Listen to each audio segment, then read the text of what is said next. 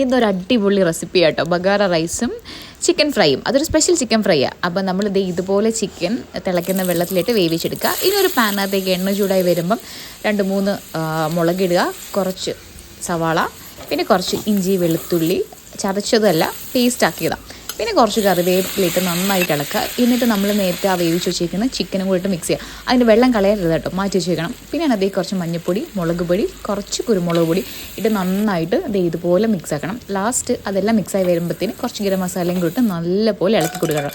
ചെറിയൊരു ഫ്ലെയിമിൽ വെക്കണം. ഈ സമയത്ത് നമുക്ക് റൈസ് വേവിക്കാം. സ്പൈസസ് ഒക്കെ ആഡ് ചെയ്യുക. ഒരു പച്ചമുളക്, കുറച്ച് സവാള അരിഞ്ഞിടുക, കുറച്ച് ഉപ്പും കൂടി ഇട്ട് നന്നായിട്ട് ഇളക്കുക കേട്ടോ. ഒന്ന് വാടി വരുമ്പോൾ തന്നെ കുറച്ച് പുതിനയില, പിന്നെ കുറച്ച് തൈരും കൂടെ വേണം. എന്നിട്ട് നന്നായിട്ട് ഇളകി നമ്മൾ നേരത്തെ മാറ്റി വെച്ചിരിക്കുന്ന ചിക്കൻ്റെ വെള്ളം ഉണ്ടല്ലോ അതുകൂടെ ഒഴിച്ച് ഒരു അര ലെമണും കൂടെ പിഴിഞ്ഞൊഴിക്കാം. അരമണിക്കൂർ സോക്ക് ചെയ്തേക്കുന്ന ബസ്മതി റൈസും കൂടി എടുത്തിട്ട് ഒരു ചെറിയ ഫ്ലെയിമിൽ അടച്ചു വെച്ച് വേവിക്കാം. ഈ സമയത്ത് നമ്മുടെ ചിക്കൻ ഫ്രൈ ഏകദേശം റെഡിയായി. കുറച്ച് കസൂരി മേത്തി, മല്ലിയില, പുതിനയില, കറിവേപ്പില എല്ലാം കൂട്ടി മിക്സ് ചെയ്യുമ്പോഴത്തേന് നല്ല മണവും നമ്മുടെ സ്പെഷ്യൽ ചിക്കൻ ഫ്രൈ ഇവിടെ റെഡി ആയിരിക്കുന്നു. ഈ സമയത്ത് നമ്മൾ റൈസും എന്ത് തുറന്ന് നോക്കുമ്പോൾ ഇതുപോലെ ഇരിപ്പുണ്ട്.